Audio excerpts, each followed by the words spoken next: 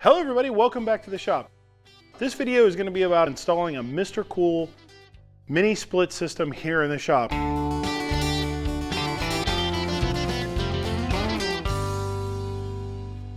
Now that system is going to do a lot of things for me here. One, it's going to allow obviously cooler temperatures, it's going to allow heating in the winter time, but it's also going to allow humidity control, and by being able to keep the doors down, I can keep the bugs out. That's a big bonus. So here's what I received. I cut off the black shrink wrap on everything so you could actually see what it was. Mr. Cool head unit, the inside unit. There's an outside unit. There is a unit pad so that it doesn't sit against the ground. There's some goodies in here. Still have to cipher through that. And there's a line cover set to go against the side of the building so that the lines aren't exposed to the light and UV light. Now I'd like to give a big shout out to Mr. Cool and a big thank you for sending it to me to install here in the shop and to let me do an installation video on it and show you guys just how simple these DIY air conditioners are. Over there where the American flag is right now, that's where the unit's going to go. Mainly because if you go across the shop, that's my work area. There's where I do most of my filming and work. So it's a good spot to be blowing air across the shop to the area that I'm working in. And the only other real spot I have is right back here on this wall, and it would cool this part of the shop, blow all the air towards the door, and then there would be the other two bays of the shop that wouldn't get air. So I think this is good to get the air circulating this way, and then of course it'll circulate back through the filtration. So as far as the American flag, I'm thinking it may hang in one of these bays here, just as a freestanding flag hanging from the trusses, because it is definitely going back in the shop. Just not sure where yet. The blast cabinet will move probably over here just temporarily. And the American flag, we're going to take that down. We're going to get it properly stored. Now, nylon flags are always a little bit of a pain to fold because nylon stretches. And especially when they've got wet. So this may not be a true honor guard fold. However, it's only a very temporary place until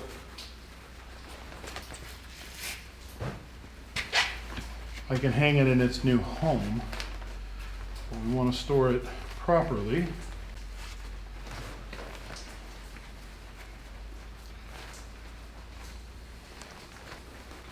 All you guys out there that are Eagle Scouts, don't hound on me too hard for a little bit of red showing. This is kind of hard to do by myself.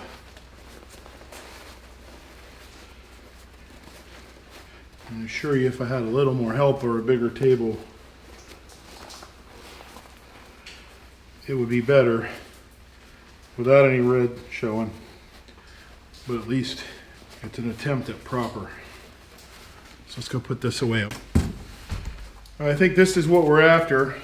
This was inside the box there. This is the template panel. Looks like it shows the two positions you can cut the hole here. So we'll set this aside. One thing I noted on the box here, when you open these up, these are very, very well packaged. They got that heavy corrugated like impact liner, not only on the four sides, but they've also got it in the top. This box itself probably weighs, I don't know, 15 pounds. There's a lot of cardboard there.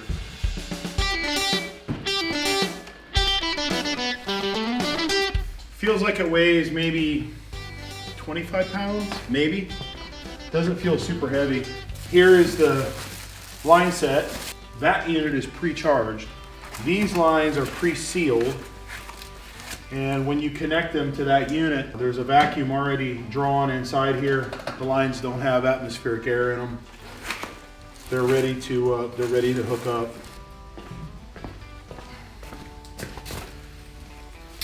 All right, so here's the wall bracket, and here's the template to set it up on the wall. So you gotta have this much room. You got plenty of that, and then figure out where to put our piping holes. All right, so we mounted the template up on the wall. Right now we're all set up to drill that. Still haven't figured out which one of these holes I'm going to use. I'm going to put a little more tape measure, a little more thought into it. It is nice and level.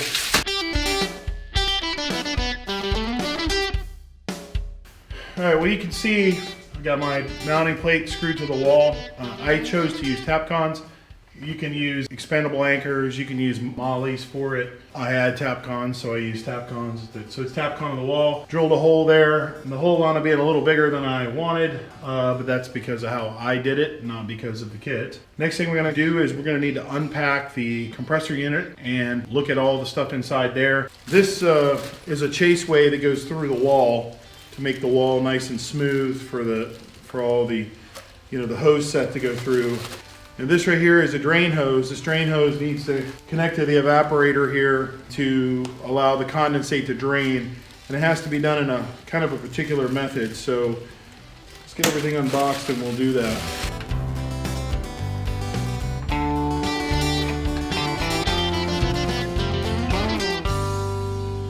So we put the outside unit back here behind the shop. It weighs around 100 pounds. So just a simple dolly was all I needed to move it back here. I set it on the supplied plastic equipment pad and screwed it down with just a couple of self-drilling screws with a neoprene backed washer on it. It comes with supplied little rubber feet to help absorb vibration. Real simple operation. Anybody could do it, not hard at all. Down here below, this is a protective cover to protect the valves. We have easy access to get to it and open our line set when we're completely ready. But as you can see, we're getting real close to being able to hook this up here. All right, here's our line set coming in. Suction line's the big line, pressure line's the small line. And these are just finger tight on here, they're not tight at all. And we're gonna tighten them up. Now there's a specific way we need to tighten these to not damage the unit. And it's pretty clear in the instructions, but we're going to use the old adjustable crescent wrench here. And here's where it's important. You only turn the swivel that's on the line. Don't turn this one, only the swivel. And we're just going to tighten them all the way down until they're tight. Now notice that we have the insulation pulled back off these lines over here. When we're done with this, it's critical that this insulation come all the way down and be taped off as close to the unit as we can. And here's why. The gas comes back in the suction side here real cold. And we want to keep the coolness in that gas when it comes back, because that's what cools the inside of the compressor. Once the gas is expanded and done its thing, when it comes back to the unit, that gas is used to cool the internals of the compressor. So we don't want it to pick up any heat, and this will start to sweat.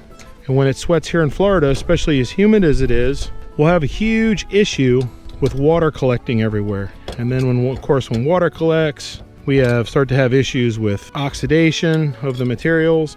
So when we're done here, we'll grab a hold of this and we're gonna pull this down. We're gonna pull it up over here and try to give it as much insulation as possible. Now the same thing here for the bottom. Obviously we got to readjust our adjustable wrenches.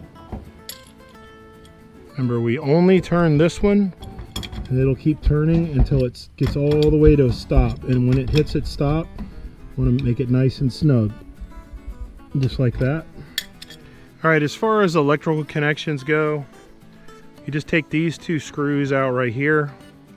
Little access cover comes off. There's two plugs that you remove here. See this plug here? What's the same plug that's on the end of our line set. So we'll pull this plug out and it'll plug into right there. We have leg 1 and leg 2. That's where our two hot legs go for our power in. And then we have plenty of ground termination points, the green screws to put earth ground on there. This does not use a neutral. So there's literally 2 wires to house power and a ground. Then plug the line set in and that's all there is to it. All right, so we have not made this hot yet, but everything in here is hooked up. This black wire is the one that comes with the line set out of the inside unit, and it just plugs into this white connector here. White connector, and then the ground is attached. 2 line power comes in, and that ground that comes in with line power is attached. So this is completely done. We have nothing else to do here. We can put the cover back on it, and we'll put the 2 screws in the bottom. Now we're ready to make this sucker hot. Before we do that, we need to do something else. We need to put the gas that's stored in this condenser unit. They pump all the gas in here. We need to open it up through the line set and allow it to go through the lines. So what we're gonna have to do here is take the covers off. We take these caps off right here, being careful not to get any dirt in the caps. So we'll set them up here on the top of the unit. Okay, per the manufacturer's recommendations, we're gonna take a 5mm Allen wrench. We're going to open this valve all the way. You start with the top valve and you open it.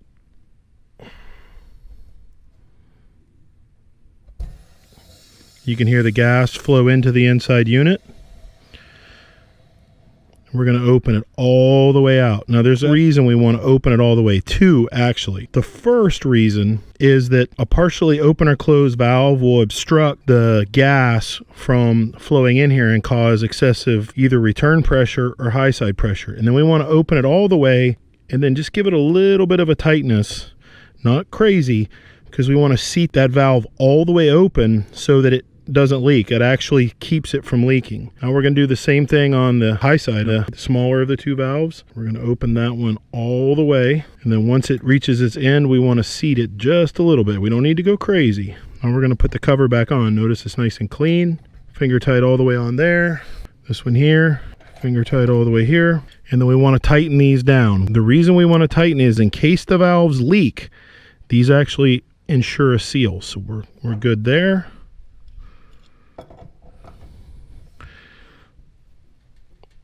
And the same there. So now these valves are all the way open. We've got insulation covering it all the way up to the coupling here. Both these are nice and tight. We've already tightened them. So the next step we can do, we're going to put this cover back on here.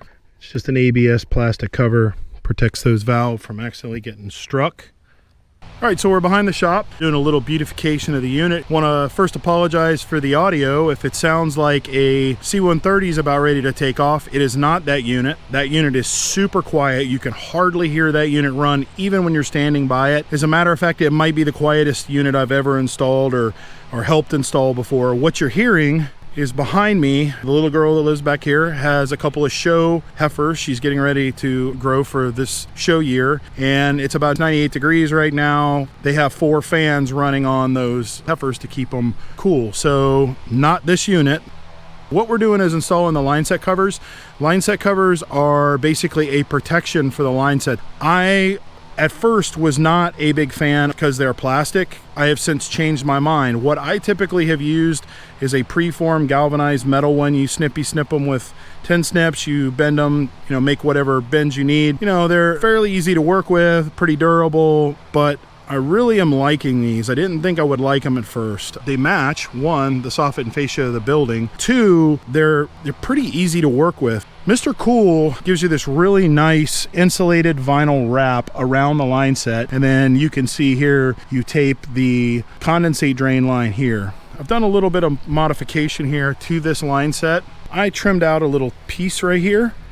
My condensate line is going to come out here for a couple reasons. You can see that it's wet where the condensate line ends. We are very humid today, and I don't want that humidity that the unit's removing so well out of the inside of the shop to be next to my building behind there or over here. I don't want it here. I want it to come out over here. A couple reasons. You may not know this. If you live in an area that's prone to termites, which we are, termites love water. They love that moisture. And we want to get that moisture away from the building, like out here. Not that they can do a lot here. Everything in the building is concrete and metal except the trusses up top. Those are wood, and they can go up inside the wall. So we want to keep that moisture out away from the building, which is what we're doing. So I'm going to have that line set come and dump out here. Now this line set cover stuff's easy to work with, man. You can trim it with a pair of 10 snips. I use the Sawzall. The stuff snaps on over the top of the base. The base just goes in with Tapcons. That's all I used here. If you're using a metal building, it would be Tech screws. Wood building, wood screws, or if it's like a hardy plank type building, you can use like a hardy board type screw for that. Oh, here you are. It's all buttoned up. You can see that I store my step ladders here on the back side of the shop, so that's why I didn't have the line set come over and go down. I had it come down and come over. There's where I snipped out a little bit for the condensate drain to come out. We got it about, I don't know, 36 inches away from the building, somewhere there. This AC unit intentionally has a little bit of tilt this way and a little bit of tilt that way, so all the water runs out to the outside of the building to help a little bit keep the water away. And then this stuff is super easy. It just snaps onto the base piece, and these joiners go together with the little stainless steel screws. All right, so the last step in the installation process we need to do here is to hang Old Glory back where it belongs in the corner of the shop. Following proper flag etiquette, we're not going to let it drape or touch anything other than to hang freely from the rafters. And just by happenstance, well, might hide that ugly old wire rack over there in the corner. So several weeks have gone by since I've installed the Mr. Cool mini split system here in the shop. And I want to give you some reflection back on the actual installation and then how it's worked for me. The installation was really very simple, other than a couple of little small areas in the instructions that weren't very clear. And they were non-critical things. You just kind of had to think them out for yourself. The installation is pretty much anybody who's a DIY kind of person can do this for themselves. Now, I don't normally run the shop at 73 degrees. That's what I have it set at right now. When I'm in here working, it's around, say, 80. I usually keep this machine set above 80 degrees when I'm not here on the shop in the dry setting. Now, this is one of the features of this mini split system I really, really like. This has a humidity control setting where the unit doesn't necessarily work really hard to keep it cool, but it works really well at keeping the humidity down. Now, how does that apply? Well, here in Florida, our relative humidity any day can be above 90%. And if the machinery gets cool, what happens is it acts like a glass of water. All the humidity sticks to the machinery wants to rust. This machine here, even at 81, 82 degrees, still can keep the inside temperature very dry. When it's dry here in the shop, it's very comfortable to work, even if the temperature is a little bit elevated. When I come in the shop, I can lower the temperature, say to 75, or in the case of today, 73 degrees, just because I'm in here working. I want to be comfortable and not sweat while I'm filming. That's something new here for the shop. It's normally very warm, very sweaty. I don't keep the fans running so that I give you good quality audio in my videos. So this thing was sent to me with a bunch of features that I really did not think I was going to use, but for the sake of argument, I went ahead and hooked them up, and I love them. One of those is the ability to hook your smartphone up to this unit and run this unit. And I said, I'm just not a tech kind of guy. I'm probably never going to use it. Now, from a non-tech kind of person, it was very easy to install the app on my phone. I can adjust the temperature in the shop anytime I want from anywhere that I can get internet. You might not think that would be not that big a deal, right? Maybe not for me. Well, let me tell you how that's helped me. There has been many nights I've been working in here until, say, 12 o'clock or later at night, been tired, went to bed, got up, went to work, and realized at work that I still had the temperature set low in the shop. There's a whole day that air conditioning unit is going to run here in the shop trying to keep the temperature low, wasting energy for no reason. I can dial it up on my phone, set it to wherever I want. The temperature in the shop automatically adjusts here, and I'm not wasting electricity, wasting energy. Now, let's the flip side. I leave work sometime early in the morning, coming home, knowing I'm going to have a full day here in the shop, and I want to get the temperature in the shop down. Well, turn on the phone, set the temperature to where I want it. It's over an hour from work to home, so this unit's had over an hour to get the temperature down to, say, 75, 76 degrees, where I would keep it when I'm working in here. Come in to work in the shop for the day. The shop is already cool. It's not working to try to catch up to me. Now, they also sent me a wall thermostat unit, and I didn't think I was going to use it because the unit comes with a remote control, and wherever you put the remote control, it will beam the relative temperature around where you're working to the unit, and the unit will adjust the temperature accordingly. However, it's a nice big wall lit unit that has big numbers. Well, those of us that are getting, say, past 35 years old will appreciate large numbers. But here's what else that thing has in it. It has a humidistat in it that tells me the relative humidity here in the shop, so I know if I need to run the unit a little bit harder or a little bit longer. Say if it's a really humid day, these machines here in the shop and all of this iron that's in here will sweat, and when it sweats, it rusts. That's no bueno in a workshop. Plus, a constant or a more constant relative humidity makes expendable things in a shop last much longer. I'm going to tell you this also about these units. They're incredibly quiet. This unit right now is running wide open. It's on a high blow setting at 73 degrees, and it's running.